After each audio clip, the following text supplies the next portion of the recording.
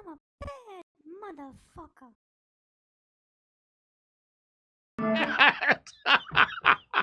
I mean, you got to give it up. He did get tortured. So I just want to get to the story. This is a story from a week ago, but there's an update on it. So there's this guy over at the from NPR, and he's worked there forever.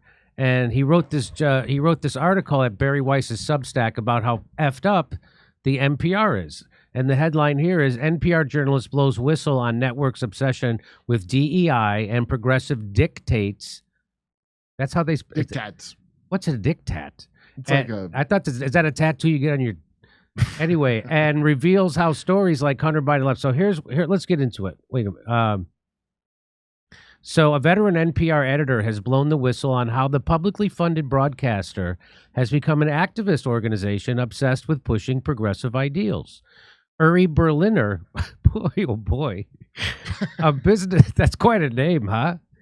Boy, he's a business editor at NPR for 25 years has offered a glimpse into his belief that NPR has gone from a respected information source to one that can't be trusted to honestly cover the news. Well, if I don't know if you listen to NPR, it's horrible to conservatives. It's horrible to the left. If you're an actual lefty on social issues, it's paid programming from a. It's just establishment liberal claptrap.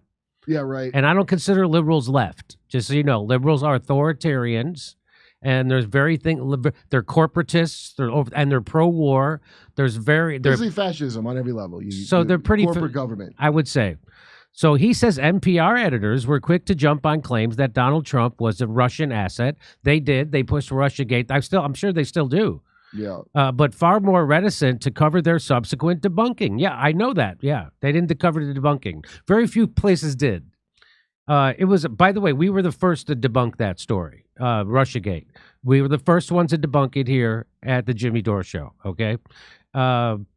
We had Bill Binney on to let you know that there was no way Russia hacked into the DNC server. That was all garbage. We did that here, right? Does the Washington Post give me credit for it? No, the WikiLeaks still calls me a crazy conspiracy theorist. Well, I choose to forget about the whole episode, move on to the next thing I'm upset about, which is still Trump. Yeah, still Trump. It was a similar story with the COVID lab leak theory. Yep, that's right, which NPR continued to discredit. Continues, as in right now. Oh, continues. It still does. As well as Hunter Biden and masking, which bosses declined to cover, Berliner says. Today, those who listen to NPR or read its coverage online find something different. The distilled worldview of a very small segment of the U.S. population, Berliner writes. He tracks the last days of the old NPR to 2011, when he says it still had a leftist tilt, but still bore a resemblance to America at large, and an audience that described themselves as 26% conservative, 23% moderate, and 37% liberal. I remember that. They were always kind of left, but it wasn't like how in the paper used to say paid advertisement. You would get like The Onion back in the day, and somebody would pay for ad space and try to pretend they have an article in it. Yeah, yes. And they would put paid advertisement all around, be like, this is not ours. There's no such thing as that anymore. No. Now they don't have to put paid advertisement, and it's whatever the billionaire that paid them wants it to be. Berliner explained that the Trump's 2016 candidacy for presidency changed how NPR covered politics. Writing, what began as tough, straightforward coverage of a belligerent, truth-impaired president veered towards efforts to damage or topple Trump's presidency. NPR, Berliner writes, became obsessed with rumors about Trump colluding with Russia to defeat Hillary Clinton, repeatedly covering Representative Adam Schiff as he led the fight against Trump. Schiff, the top Democrat on the House Intelligence Committee, was interviewed by NPR as many as 25 times about Trump and Russia, says Berliner. According to Berliner, Schiff would often allude to alleged evidence. It's not according to Berliner. He would always go, I have secret evidence. He would do like what McCarthy did. I have this secret list. I can't share it with you. That's what Schiff was. He was the classic at that. And he said he had evidence that he had seen with his eyes that would, but we've never seen that evidence. Did he purse his lips together and wiggle his balloon? Yes. According to, Schiff would often allude, However, when special counsel Robert Mueller's report found no credible evidence of collusion between Trump and Russia, Russiagate quietly faded for our programming. from our programming. It's bad to blow a big story. What's worse is to pretend it never happened, to move on with no mea culpas. That's exactly what happened with Russiagate. That's what happened with COVID. That's what's going to happen with Ukraine. That's how we left Afghanistan. That's how we left Afghanistan. They're never going to tell you the truth about Ukraine, by the way. They're never going to tell you the truth. We lost 2 wars, and it doesn't even come up no more. Yeah. And if you bring it up, nobody remembers. Nobody even knows what happened. Why would they admit wrongdoing if 2 disaster satanic wars failed in a row? Nobody mentions 20 years. A 20-year devil I remember Vietnam. They couldn't stop talking about Vietnam until about 5 minutes ago. Yeah, they fixed that problem, huh? But yeah, now they never talk. Well, they got the media consolidated down to just 6 companies owned by a handful of billionaires. So now you don't have to talk about Vietnam. You don't have to talk about our modern day Vietnam, which was Afghanistan, which was Iraq, which was Libya, Syria, now Ukraine. But communism has never worked, Jimmy, except in Vietnam, and they beat us. Yes, that's right. Berliner also slams NPR for ignoring the New York Post report on Hunter Biden's abandoned laptop and its sordid contents in October of 2020 as the presidential election approached. The journalist cites NPR's former managing editor for news, Terrence Samuels, to explain the decision by saying, quote, "We don't want to waste our time on stories that are not really stories, and we don't want to waste the listeners' and readers' time on stories that are just pure distractions." Okay, that's as so if you're bad at journalism, you get a good job at NPR. Yeah. As Berliner writes, we now know that the laptop did belong to Hunter Biden, and the device revealed concerns about influence peddling by the president's son. Yet Berliner recalls hearing a colleague say it was good that we weren't following the laptop story because it could help Trump. Yeah. Well, let me guess, they were millennial age. And that's happened to a lot of, and that's what people got mad at me. My old what? Oh, I didn't where? Oh, okay. Yeah, that's all when millennials came, that when they rose up through the blogging ranks into your HuffPos and Daily Beasts, then they moved on into real news. And that's how they all think, like that. It don't matter if it's true, it might help the bad guy. That's what I got in a lot of my ex people who pretended to be my friend in Hollywood in comedy. They did the same thing. So when I wouldn't stop telling people that Hillary Clinton was a warmonger and an enemy of workers, and she cheated Bernie Sanders in the primary, they got mad at me. Yeah, right. They were like, "You're helping Trump." That was it. Yeah, no, they would throw themselves in the volcano if it could stop Trump. It really goes like. What cows you knew? And look at Joe Biden. I mean, look. So everything's going, and they're the ones who pretend that everything's going great under Joe Biden. They know he's senile too. They're just like, well, it's not even about him being senile. It's just about look at the world around you, right? He's funding a genocide. He's trying to start World War III with a nuclear power in Russia, and that's a bullshit war. Just as bullshit as Iraq was, just as bullshit as Afghanistan was, just as bullshit as Libya and Syria were. But they're all too stupid to actually get informed and know that those are bullshit wars. If it were sports and we're talking about just overall record, they'd put it together. They would put it together. But this one, no, we start over with a clean slate after every new fresh defeat. So he says he heard colleagues said it was good that we weren't helping the laptop story because it could help Trump. NPR also refused to fully report on the origin of the COVID-19 pandemic, with editors deeming the lab leak theory racist or right-wing conspiracy theories. Of course. Berliner writes, we became fervent members of Team Natural Origin, even declaring that the lab leak had been debunked by scientists. Really? So, what scientists? Some experts say. Yeah. But think about it. If you're an operative for some alphabet agency and you need to see which publicly funded institutions might need your positive influence to keep a lid on things, do you really think they would miss NPR? Right? That'll be the first one, okay? It's already got 3 letters, so they're halfway there. They don't even have to fill anybody in. These are dingbat Brooklyn progressives that are just going to... They're programmable life forms is what they are. And they're just going to say the thing, just like the Chomsky. They don't got to be told. That's right. They just instinctively know to circle their wagons around establishment. Brooklyn, the theater in Brooklyn won't even return our emails anymore that we played. We sold that place out 3 or 4 times. And the one guy who was the manager there said, hey, could you sign a book for my dad? He's a big fan of yours. They won't have me back. They won't even admit they know me anymore. That's how bad Brooklyn is. Trouble. Yeah, they're getting big trouble for having. You don't want to play there. That's right. No, I don't. No. Really fuck I remember those things that protect Brooklyn that was like an AK on it, these shirts people wear. Oh, yeah? Defend Brooklyn. You said attack Brooklyn. Okay. That's my motto. I'm not. By the way, I think Brooklyn's highly overrated. I mean, just as a place to live. It's not half as walkable as Manhattan, and depends where you are. It was good for a minute. Does depend. Yeah, and then it does depend where you are. Yeah. Berliner mentions a colleague who compared the lab leak theory to the Bush administration's unfounded argument the Iraq possessed weapons of mass destruction. But these two events were not even remotely related. Again, politics were blotting out the curiosity and independence that ought to have been driving our work, Berliner says of the comparison. Again, I hate that people call NPR left wing. It's liberal, and it's much less progressive. It's like calling Ted Nugent a hippie because he's got long hair. Okay. Look, the eagle has two wings, controlled by the brain of the eagle at the top. Berliner puts much of the blame for NPR's shift to the ultra left on former CEO John Lansing, who he says became a more visible figure after the 2020 killing of George Floyd by a police officer. The journalist explains Floyd's murder, captured on video, changed both the conversation and the daily operations at NPR. Instead of exploring the question of systemic racism in America, Berliner writes that the message from the top was clear. America's infestation with systemic racism was declared loud and clear. It was a given. Our mission was to change it. Lansing then reportedly declared that diversity would now be NPR's North Star. Diversity would be. Not our news, North Star? Not truth, not journalism, but diversity would be NPR's North Star, an initiative bolstered by a $1 million grant from the NPR Foundation. Oh, hey, truth is downstream from diversity, Jimmy. That's what we used to say at the old Do Better Center. That is exactly wow. Notice that none of these things are initiated because it would be the right thing to do, but only because of how it would appear. Oh, grow up.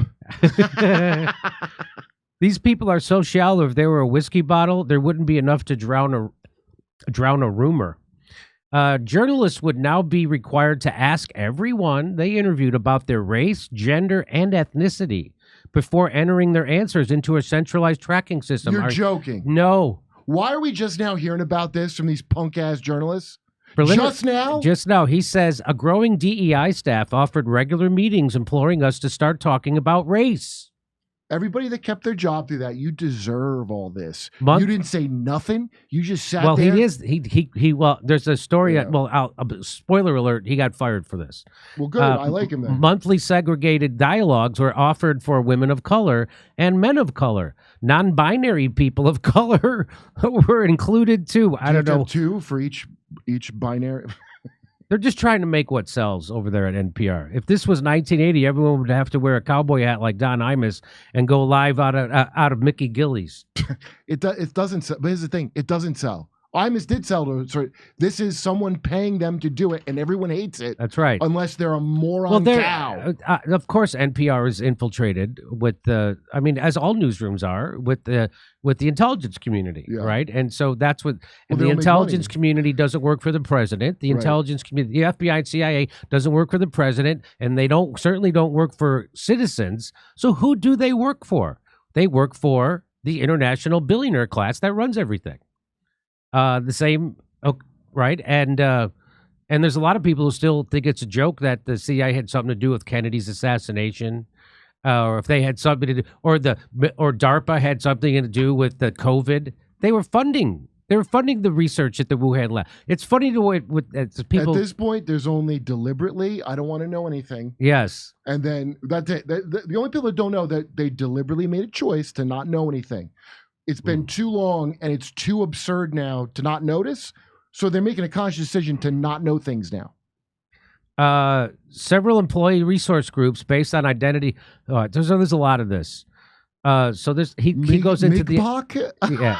Do you want to see this? He goes, several employee resource groups based on identity emerged, including MIGPOC, which is marginalized genders and intersex people of color mentorship program. You got to be kidding me. Megenti, Latinx employees at NPR, and NPR Noir, black. That's like Baywatch Midnights.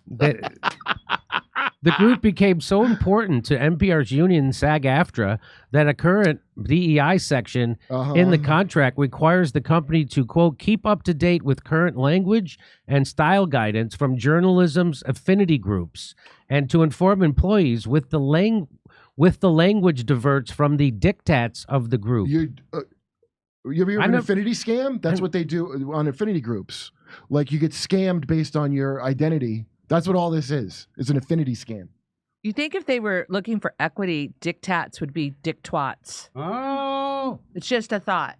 It's just a thought. I think they mean dictates, but they're saying it like real politique. Is that how they say it in England or something? Dictates? Probably. Who cares?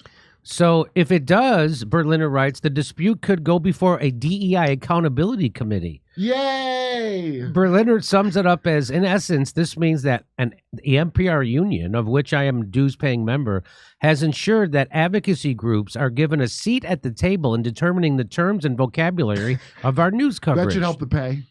Of Berliner, however, the most damaging development at NPR is the absence of viewpoint diversity. Of course, they have all the superficial diversity, right, except real diversity. So they have diversity of color, diversity of gender, diversity of sex, diversity of race, ethnicity. What they don't have is diversity of thought. Right. That's a dog whistle, Jimmy. That is that's a dog whistle for white supremacy. The journal, just like The View. Anyway, the journalistic shares that there is stupid women. There's an unspoken consensus about the stories we should pursue and how they should be framed. Well, that's in every news organization. Yeah. The stories usually cover instances of supposed racism, transphobia, signs of the climate apocalypse, Israel doing something bad, and that dire threat of Republican policies. It's almost like an assembly line, he writes. Berlin writes that about the document called the Transgender Coverage Guidance. What in the? Yeah, well, they used to call it a style book at magazines where they go, "This is how we're going to say." Yes, I remember when they rejected saying homophobia. The guy from I want to say New York Times, he goes, "It's not a mental disorder. We're going to say anti-gay." This is years ago. Because by the way, it's a very stupid term to make it a phobia. But now they have it for everyone. In that transgender guidance, that said that journalists should avoid the term biological sex. I should avoid it? Avoid it. Okay, how do I describe if I'm looking to date a woman who doesn't have a cock and balls? Is there any term I can use to specify my preference? Obviously, they're all women, but I'm just saying, what term could I use to indicate you have a vagina that wasn't made by a mad scientist? You're being anti-trans. That's why I got fired from NPR. He goes on to cite the bizarre stories that have stemmed from NPR's DEI obsession. One story claims the Beatles and bird names are racially problematic. Mm-hmm. They are. Others justify looting and suggest fears about crimes are racist. What's the problem? Boy, Anna, the camel toe enthusiast over at TYT is getting a piece of that. Anna Camelsporian? Yeah, she found out crime is bad, and now she's a bad lefty. Oh, man. Don't look into the CIA, Anna. You're going to get really Please hurt. Don't look into the CIA, and it'll hurt your feelings. Just stay gold. Berliner shares that after finding there were 0 Republicans in editorial positions in his D.C. newsroom, he presented the information in an editorial meeting and suggested there was a diversity problem. The journalist says he has been persistent, writing emails to top bosses when he thinks the coverage has gone off the rails. He has flagged NPR's use of the term Latinx, asking why they use it if most Hispanics hate it. It's not up to them. Not up to them. Berliner says bosses have been respectful of his concerns, but nothing changes. I've become a visible wrong thinker at a place I love. It's uncomfortable, sometimes heartbreaking. He ends his essay by wishing good luck to NPR, declaring, I'll be rooting for her. It's a tough job. Her first rule could be simple enough. Don't tell people how to think. It could even be the new North Star. So he resigned because he got suspended for that. And so this is from today, April 17th. He said, my resignation letter to NPR CEO, that woman. He says, I'm resigning from NPR, a great American institution where I have worked for 25 years. I don't support calls to defund NPR. I respect the integrity of my colleagues and wish for NPR to thrive and do important journalism. But I cannot work in a newsroom where I am discouraged by a new CEO whose divisive views confirm the very problems at NPR I cite in my free press essay. Oh, she is hardcore deep state, that chick. I'm looking at her right now.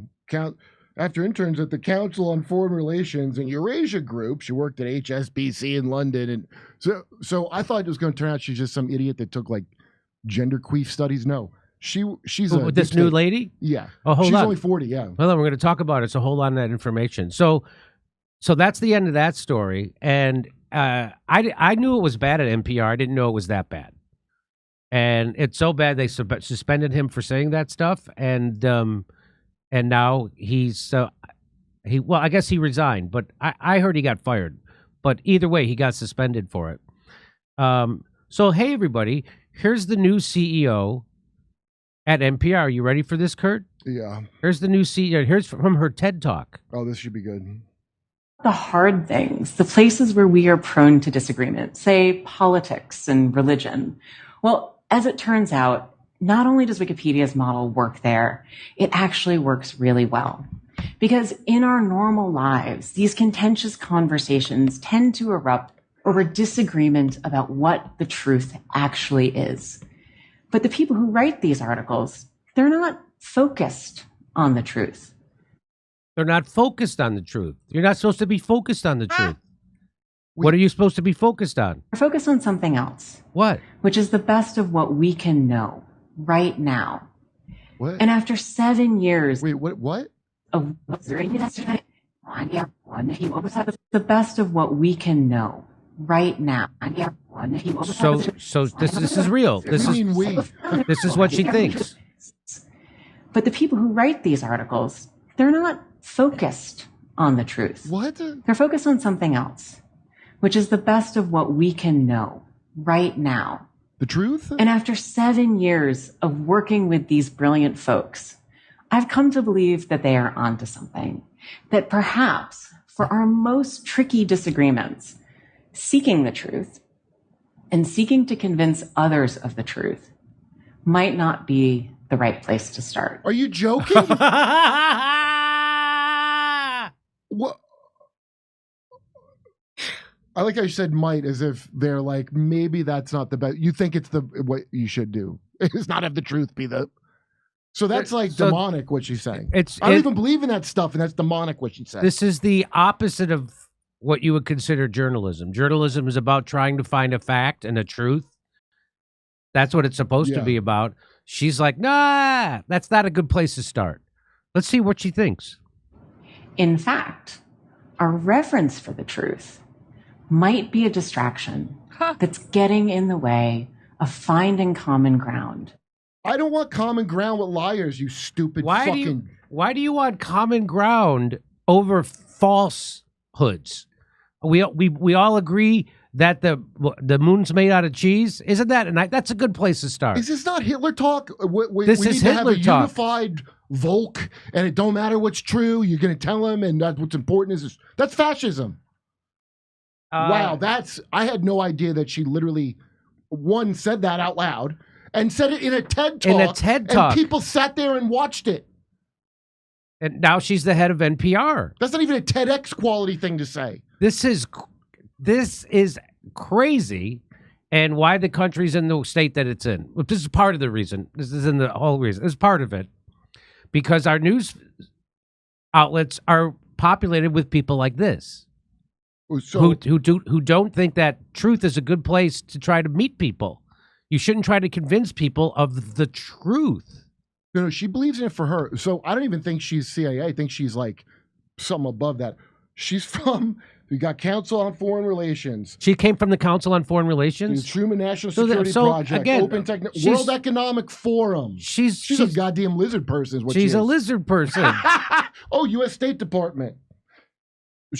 Atlantic Council, Democracy and Tech Initiative. There couldn't be. What a piece of shit. It's like, if again,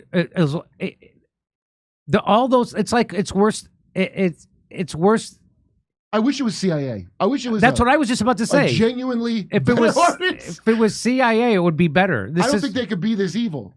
So she came from the Atlantic Council, the Council on Foreign Relations, the WEF, the WEF. Yeah, so she's been, and now she's the head of NPR. So what does that tell you about the people who really control NPR? They wanted someone like her in charge. Yeah. They got her, and the truth doesn't matter. This is so Orwellian. I can't even. I'm having a hard time putting it into words how crazy and Orwellian this is. I don't want to throw around words like Illuminati. This is supposed to be. You're right. She's in every single thing that's connected to every disgusting thing. Yes. She should have a goat head and tits and a dick like a Baphomet. And so now you know why everybody who listens to NPR doesn't know anything. They don't know anything about the Ukraine war. They don't know anything about Syria. They don't know anything about Libya. They don't know anything about COVID. They don't know anything about Russiagate. They don't know anything about anything. Oh, she's from a small town in Connecticut, Wilton, Connecticut. Here we go. And getting things done. Getting what done? That is not to say that the truth doesn't exist. For you, it does. Nor is it to say that the truth isn't important. Clearly, the search for the truth has led us to do great things, to learn great things. But that's all yesterday. But not for you. Wait a minute. Yeah. Did you hear there's a but? Yeah, you're not an expert. Is that going to be it? Wait a minute. I want to really listen to this. This may be the most powerful but I've ever heard in my life. This is bigger than Bertha Butt, one of the Butt sisters. Things, to learn great things. But I think if I were to really ask you to think about this, one of the things that we could all acknowledge is that part of the reason we have such glorious chronicles to the human experience in all forms of culture is because we acknowledge there are many different truths.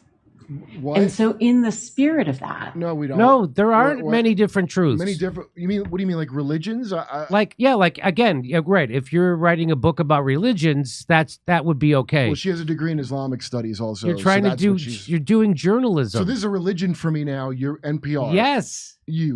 Oh my God. I'm certain that the truth exists for you and probably for the person sitting next to you. But this may not be the same truth.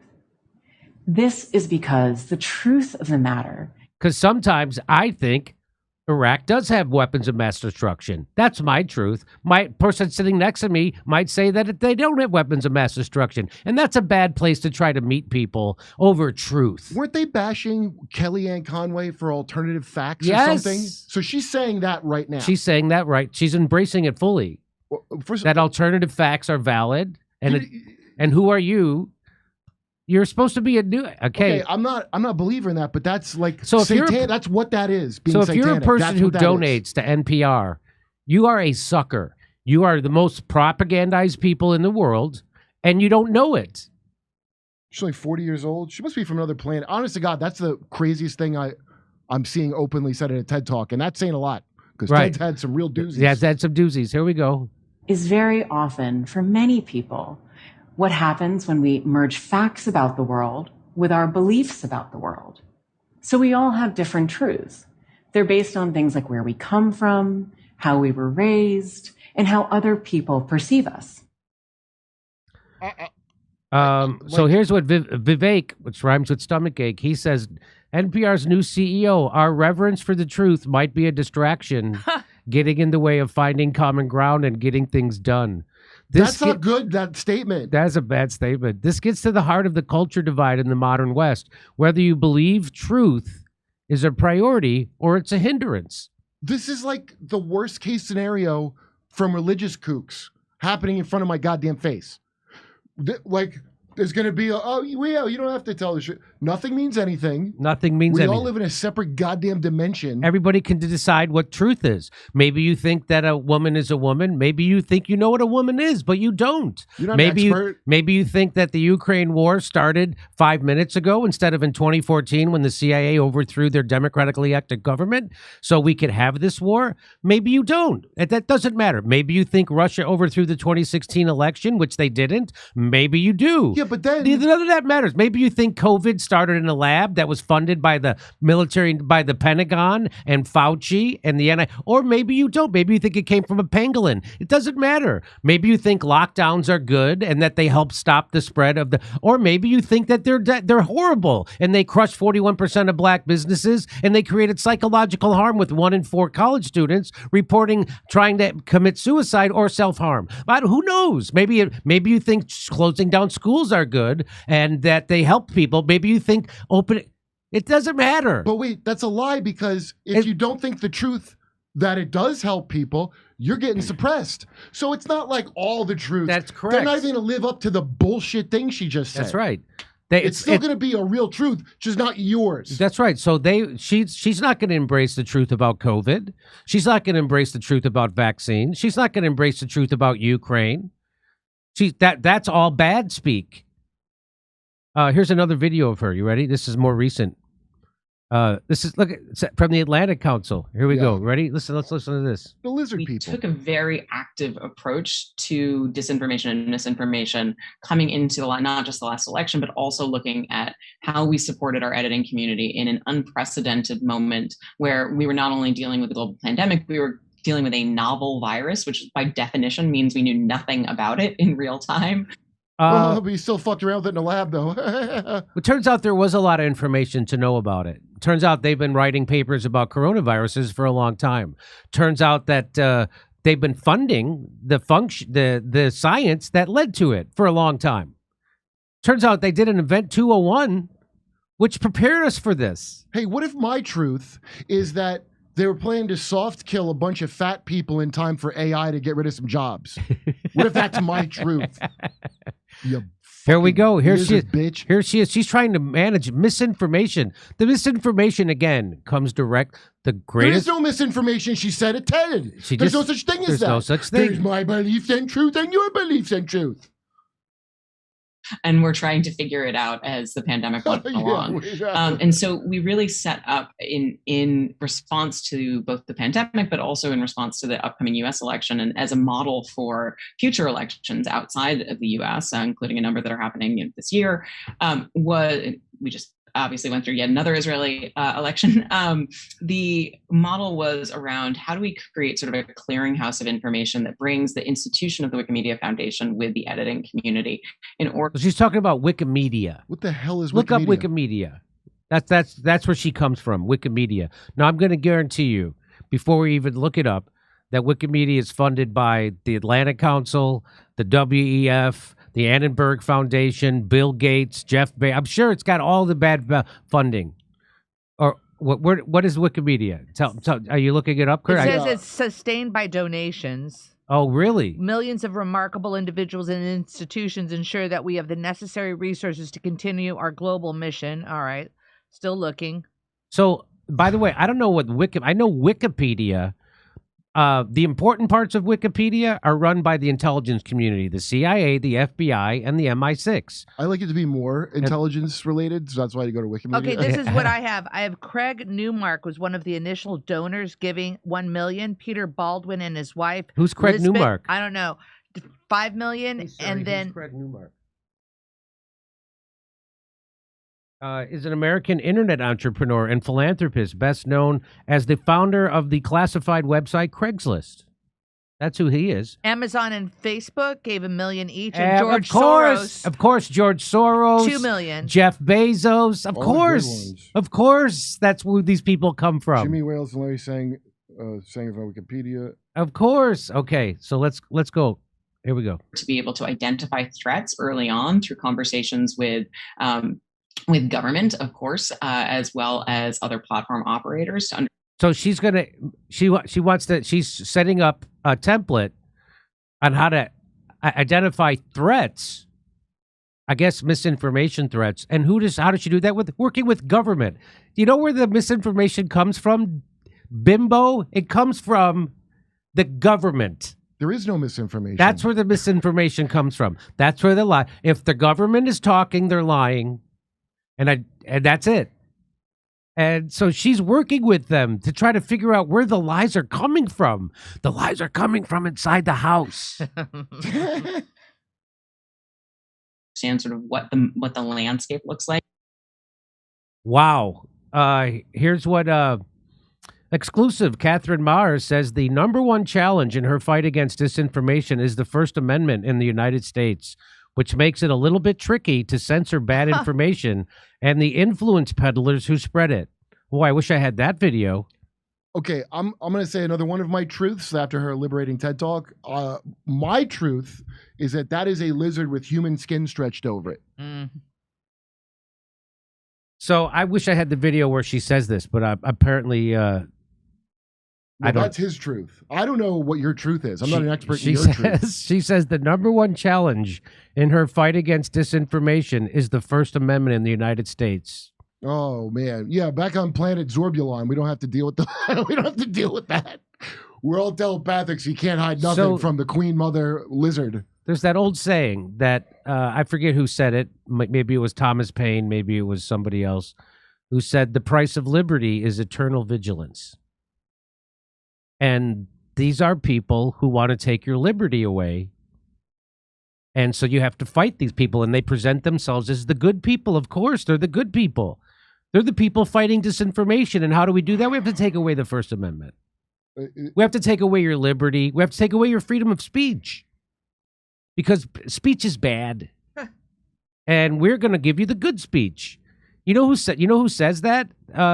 Every dictator in the world, from Hitler to Pol Pot to Stalin to Xi Jinping, everybody, they all said the same thing. We're censoring just the bad stuff, not the good stuff. To us, every time we've ever censored, you said it a while ago. When did they ever censor? Like, oh, thank God they censored that. Never. I can't think of one instance. Well, RFK had a great saying when he said, "Can you remember a time in history when the censors turned out to be the good guys?"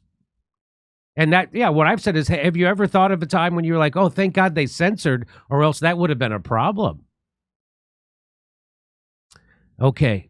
I don't think she's so. If 40. you're I think she's 8,000 years old. If you're donating to NPR, you're a sucker, and you are a willing participant in your own propaganda. Your own self being propagandized. You're a willing participate in you being a dipshit. You're paying to be misinformed. You're paying to be propagandized in a certain way. It's just a lifestyle, Jimmy, for me. It is. I just want the tote bag. It is. It's just an attractive tote bag to me. Okay, over to stuff. Need to listen to NPR a little bit more. Oh, all right, hey Jimmy, alien. What we're gonna do is let me refresh YouTube and give me a second. Then we're gonna move on over to Rumble, girls. We're gonna go to Rumble. So let me do this. Because then I'm really gonna let loose on. All right. Okay, so we are ready to go to Rumble. Let me make sure I put the Rumble thing stuff in the. Let me go here. The number one challenge here that we see is, of course, the First Amendment in the United States. Oh, here it is.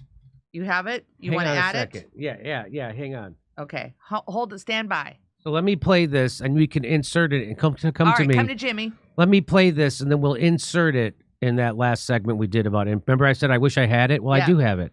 Here it is, Kurt. Check this out. Is a fairly robust hang on. Right.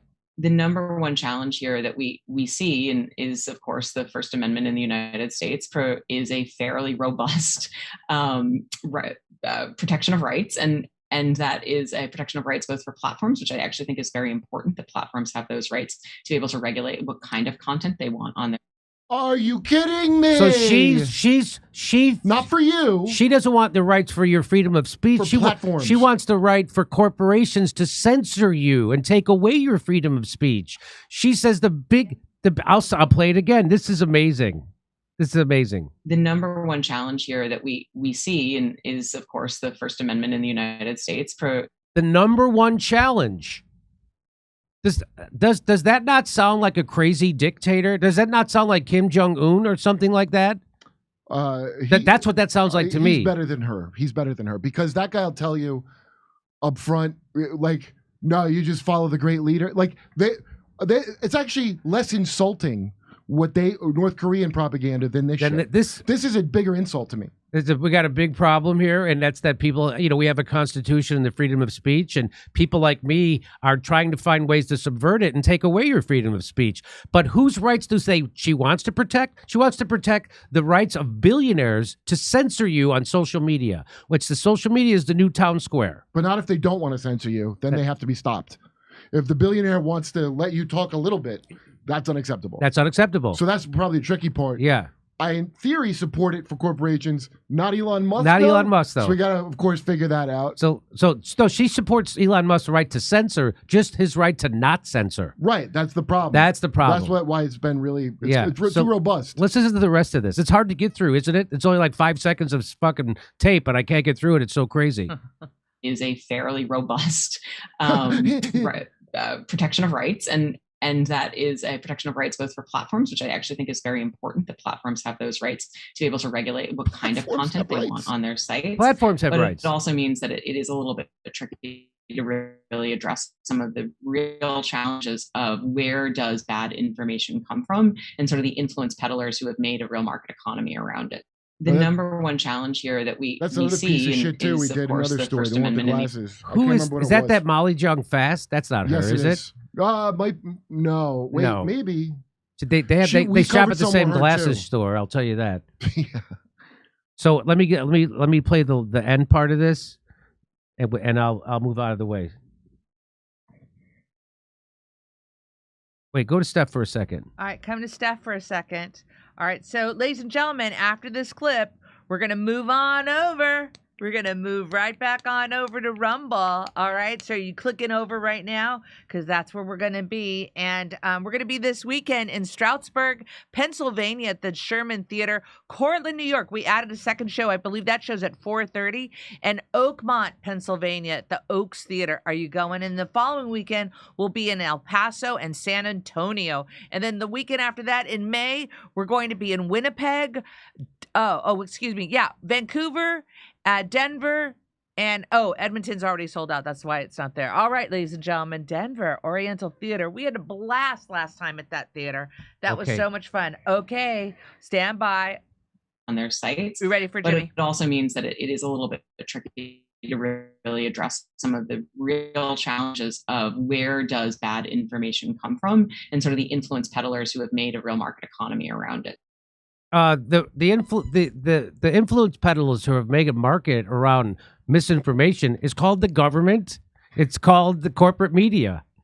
Again, this is all about, she doesn't represent people. She represents the international billionaire class, and we got to get control of the narrative. And how do you do that? You got to get rid of the First Amendment somehow. You have to find a way to get rid of it. And the way she's doing it is she's saying that I support the rights of platforms.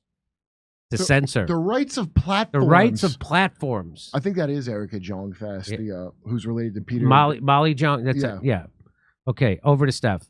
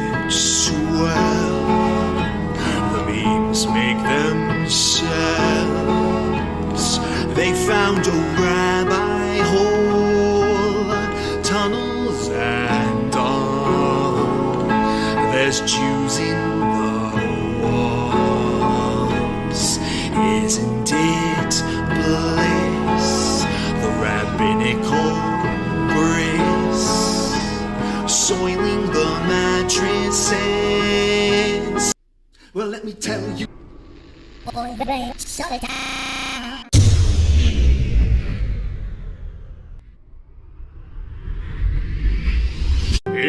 I were Rabbi Shmuley and diddle diddle diddle digga digga diddle diddle dum, all day long I'd diddle little bums. If I were a Shmuley man, I'd peddle all my dildos, dreidel dildos, selling dildos with my daughter and her mum. If I were a Jewish Shmuley man, I'd be digging with a dildo in my bum. I'd wear a grotesque nose and go grab some goyim right on the nipple with a pinch. A Shabbos lap dance brace for the youngest mensch. On a scale of 1 to 10, how much do you hate shitty coffee? I, for one, really hate shitty coffee, which is why I'm excited to introduce to you a company that's revolting against shitty coffee, and it's called the 1775 Coffee Company. Now, I haven't had it yet because I only drink decaf. Steph has had it. Steph, how do you like it? I really like it. You know what? I have a French press, and so I've been using my French press and totally enjoying it. It's delicious. It's smooth. It's smooth. So 1775, the world awakened to a new era. And now it's 1775 Coffee Company is bringing you a coffee that embodies that revolutionary spirit. Crafted with passion and precision, our beans are ethically and exclusively sourced from the finest coffee beans farms of Bolivia. Didn't know that. 1775 Coffee Company's farm-to-cup journey ensures the highest quality of authenticity and sustainability from start to finish. With each sip, your palate will recognize and appreciate the dedication and passion that goes into crafting this single-sourced brew. 1775 Coffee Company takes pride in offering customers a truly exceptional coffee experience with their premium coffee collection. But their dedication to this revolution extends beyond the realm of taste. Safeguarding freedom of speech is critical right now, which is why 1775 Coffee Company has joined forces with Rumble in defense of one of our most fundamental rights, freedom of speech. Coffee that's sure to awaken all your senses, including the sense of freedom. So choose 1775 Coffee by going to 1775coffee.com/litter. That's LITTER, and use the code LITTER for 10% off the checkout on your first order. 1775 Coffee, brewed to perfection, crafted with revolution.